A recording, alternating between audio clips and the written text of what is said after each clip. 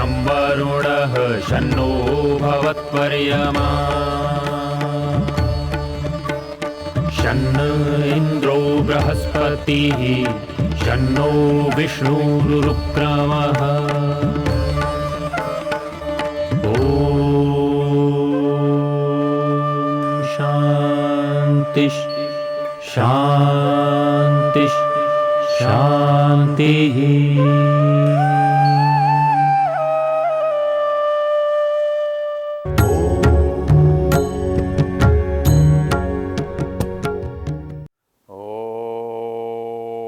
आरोहतायुर्जरसमृणाना अनुपूर्वं यतमाना यतिष्ठ इह त्वष्टा सजनिमा सजोषा दीर्घमायुः करति जीवसेवः। ओम शांति शांति शांति। इस मंत्र का ऋषि यामायनः, इस मंत्र का देवता त्वष्टा, इस मंत्र का छंद त्रिष्टुप, और इसमें हम दीर्घायु के लिए परमेश्वर के सहयोग कैसे प्राप्त कर सकते हैं और उसकी सहायता से वह हमारी आयु को कैसे बढ़ा सकता है, इन बातों पर विचार कर रहे थे। हमने देखा था कि वो हमारे प्रति हम जितने सावधान सतर्क रहते हैं उतना ही वो हमको लाभ देता है। हमने पीछे चर्चा में एक बात संदर्भ से आपके सामने रखी थी, और वो ये रखी थी कब हम झूठ बोलने के लिए बाध्य होते हैं और कब हम सच बोलते हैं। हमको संसार में हर समय ये लगता है कि कहीं सच बोला और हमारे को हानि हो गई तो हम भयभीत रहते हैं और हर समय झूठ बोल करके लाभ को प्राप्त कर किया, ऐसा हमारे मन में आता है। मनुष्य सच कब बोल सकता है?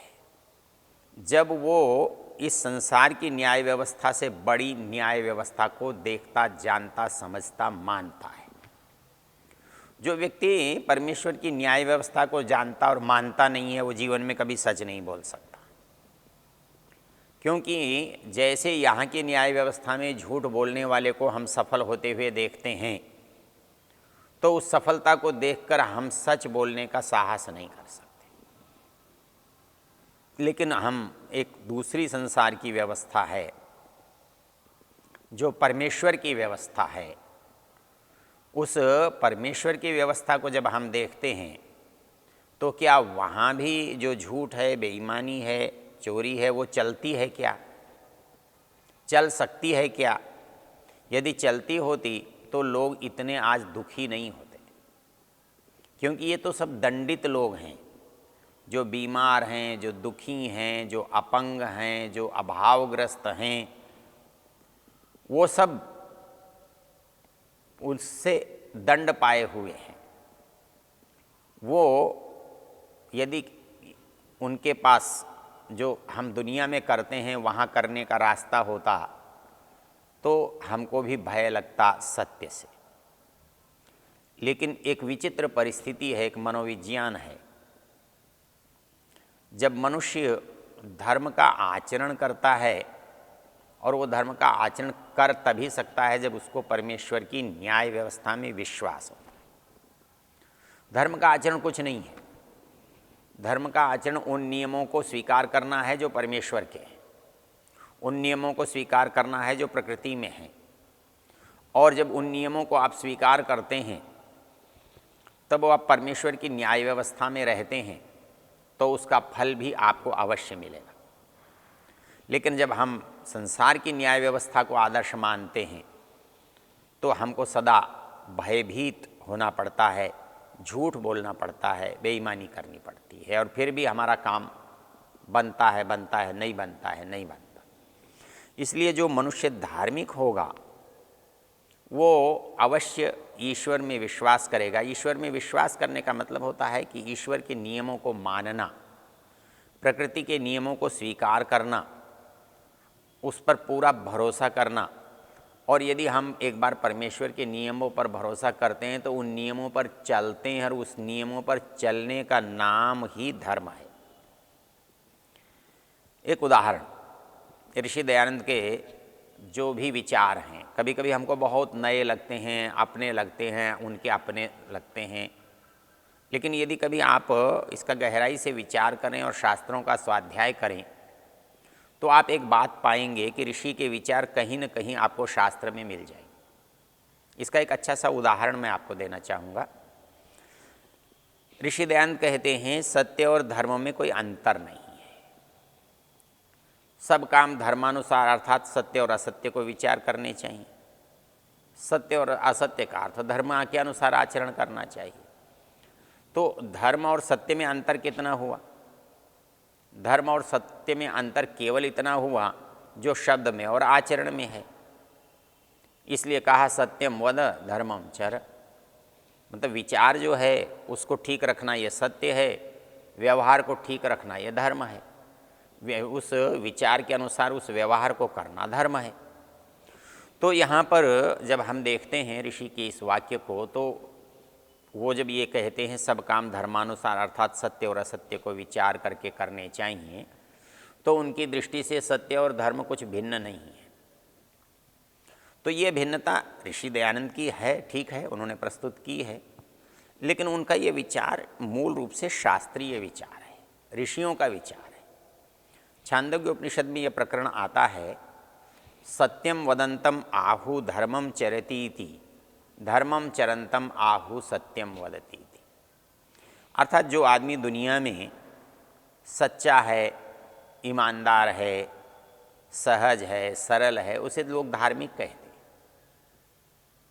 जो व्यक्ति धार्मिकता के चिन्हों से युक्त है, तिलक लगाए हुए है, रामनामी ओढ़े हुए है, खड़ाऊँ पहने हुए है, दाढ़ी बढ़ाए हुए, तो हम सोचते हैं बड़ा धर्मात्मा आदमी है। तो जो धर्मात्मा है उससे हम ये आशा भी करते हैं कि ये जो कुछ कहेगा वो ठीक कहेगा, जो करेगा वो ठीक ठीक करेगा। यदि वो गलत करता है तो उन लक्षणों में और उसके व्यक्तित्व में मेल नहीं आता, गड़बड़ हो जाती है।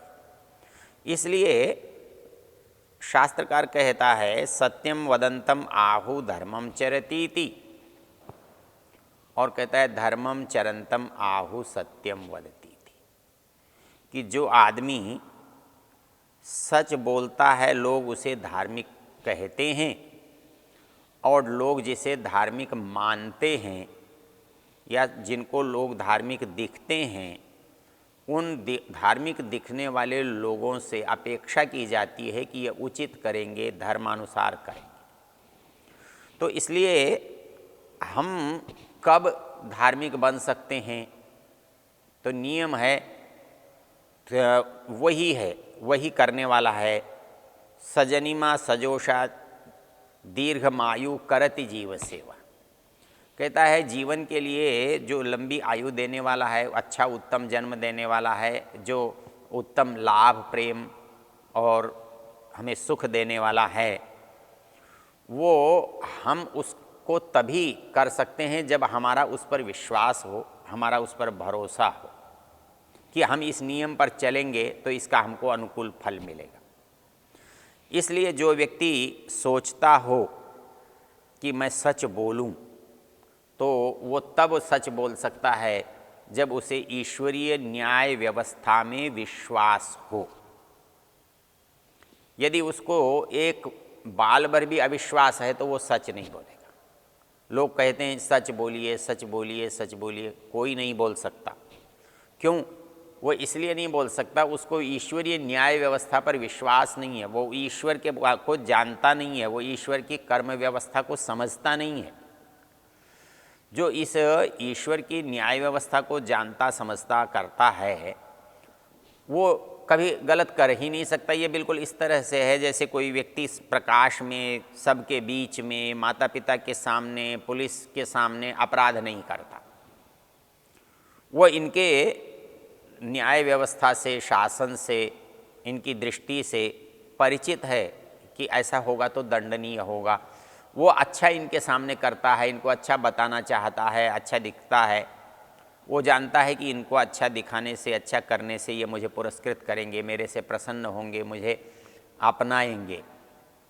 तो ये धार्मिक होने का जो हमारा आधार है वो ईश्वरीय न्याय व्यवस्था प्रकृति के नियमों में विश्वास का है।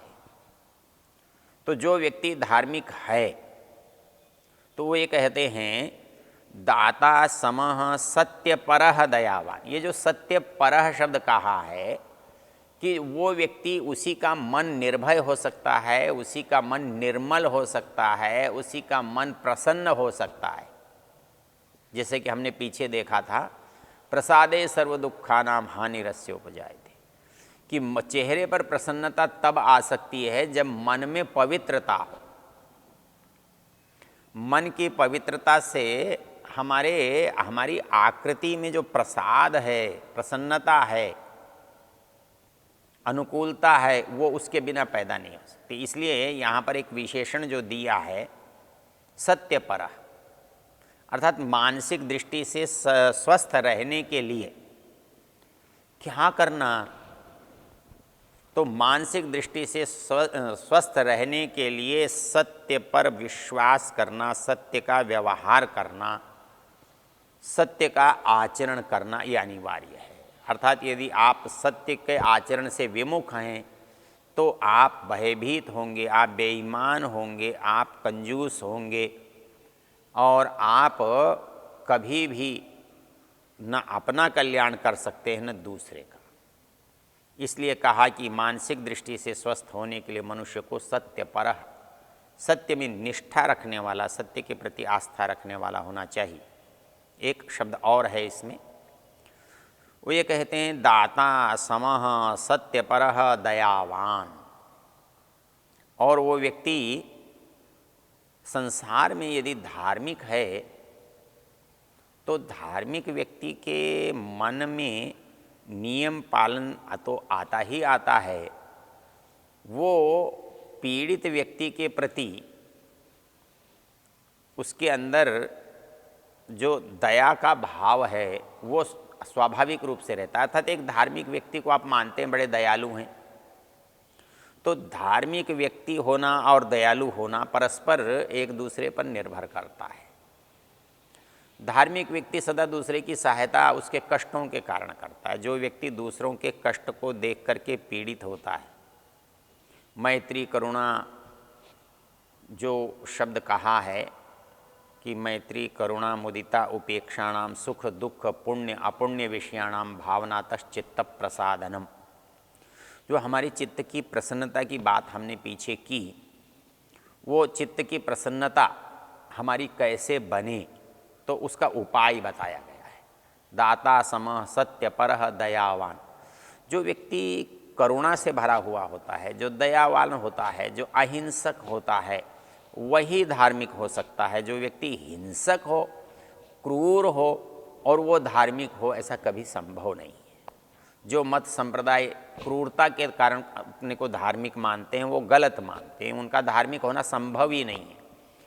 जो व्यक्ति दयावान न हो, अहिंसक न हो, संयमी न हो, अपने इंद्रियों पर जिसका नियंत्रण न हो, वो धार्मिक कैसे हो सकता है? धार्मिक वो है जो कानून नहीं तोड़ता। जैसे इस संसार के नियम को नहीं तोड़ने वाला नागरिक श्रेष्ठ होता है, वैसे ही संसार के बनाने वाले राजा ईश्वर के नियमों को नहीं तोड़ने वाला नागरिक संसार में श्रेष्ठ होता है। तो वो संसार में श्रेष्ठ होने वाले नागरिक को हम धार्मिक कहते हैं। ईश्वर की न्याय व्यवस्था नियम को मानने वाले व्यक्ति को हम धार्मिक कहते हैं, और इस देश की व्यवस्था के मानने वाले, संविधान को मानने वाले व्यक्ति को हम यहाँ का नागरिक कहते हैं, सभ्य कहते हैं।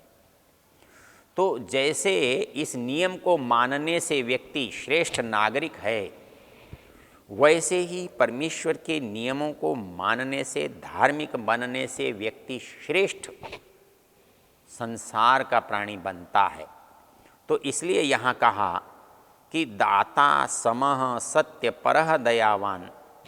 जो व्यक्ति दाता, दानशीलता जिसके अंदर है, जिसके अंदर समता है, सहन शक्ति है, सहन करने का सामर्थ्य है, जो सदा सत्य के प्रति अनुरागी है, सत्य के प्रति आग्रही है, सत्य व्यवहार के लिए तत्पर है, तो ऐसे व्यक्ति का, और दयावान, जो दयावान, उसके लिए इस वेद मंत्र में जो शब्द आता है सजोषा, वो कहता है कि जितना तुम इसकी ओर चलोगे उतना वो तुम्हारी ओर चलेगा। तो दाता सम सत्य परह दयावान आप्तोपसेवी च भवत्यरोगा। तो मंत्र ने कहा कि वो भगवान तुम्हारी आयु तो बढ़ा सकता है, तो वो तुम्हारी आयु को बढ़ाने के लिए तत्पर भी है, लेकिन उसको वो केवल तुमको आयु बढ़ाता नहीं जाएगा, चाहे तुम कुछ भी करो, ऐसा नहीं होगा। तुम यदि उसके अनुकूल काम करोगे, उसके नियमानुसार काम करोगे, तो उसका फल वो तुमको अच्छा अवश्य देगा। तो वो अच्छा फल जो देगा उसके लिए यहाँ पर शब्द प्रयोग किया है, यह त्वष्टा सजनीमा सजोषा दीर्घमायु करति जीव सेवा। वह सब लोगों के लिए, किसी एक के लिए नहीं है, बहुवचन का प्रयोग है। कहता है कि संसार में जो भी चाहे वो दीर्घायु को पा सकता है, ये मनुष्य के लिए है।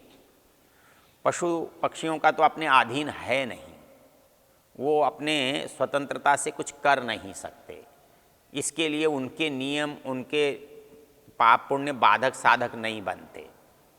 वो तो केवल भोग का अधिकार रखते हैं, जो नियम भी उनके हैं उनके अनुसार करते हैं, जो उनकी परिस्थिति है उनके अनुसार करते हैं।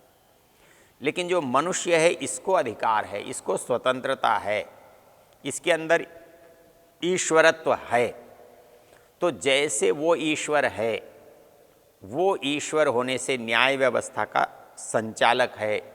जैसे यहाँ किसी के पास अधिकार है न्याय करने का, इसलिए वो अधिकृत है, वो न्याय करता है, लोग उसके न्याय को मानते हैं। वैसे ही वो परमेश्वर न्यायकारी है, अधिष्ठाता है, और उसके न्याय को भी लोग मानते हैं। तो जब उसके न्याय को लोग मानने लगते हैं, उसके नियमों का पालन करने लगते हैं, मनुष्य जब धार्मिक बनने लगते हैं, तो कहता है ऐसे व्यक्तियों की आयु बढ़ती है। वो किसी अवस्था को देखकर दुखी नहीं होते, परेशान नहीं होते, परमेश्वर के द्वारा दी गई परिस्थिति को सहज स्वीकार करते हैं, सहज मानते हैं। तो इसलिए मंत्र में कहा यह त्वष्टा सजनीमा सजोषा दीर्घमायु करति जीव सेवा। इस पूरे प्रकरण में बार बार ये आग्रह किया गया कि मृत्यु को आप कैसे दूर करें, और इस मृत्यु को दूर करने का यदि आप यत्न करेंगे तो इस यत्न को आप सफलतापूर्वक कर सकेंगे, और मृत्यु को परे धकेल करके दीर्घ जो आयु है वो आपकी होगी, और वह परमेश्वर आपको दीर्घायु देने के लिए उतना ही उत्सुक है, बाध्य है, सहज है, जितना कि आप प्रयत्न करते हैं। इसलिए इस मंत्र को हम इस दृष्टि से विचार करें तो ये मंत्र हमारे लिए बहुत अच्छा मार्गदर्शक है। और मंत्र में कहा आरोहतायुर जरसमृणाना अनुपूर्वम यतमाना यतिष्ठ यह त्वष्टा सजनीमा सजोषा दीर्घमायु करति जीव सेवा। ओ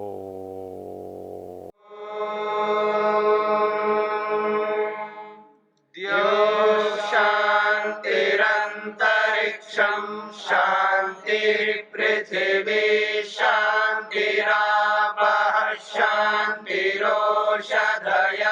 शान्तिः वनस्पतयः शान्तिर्विश्वे देवा शान्तिर्ब्रह्म शान्ति सर्वं शान्ति शान्तिरेव शान्ति शान्ति।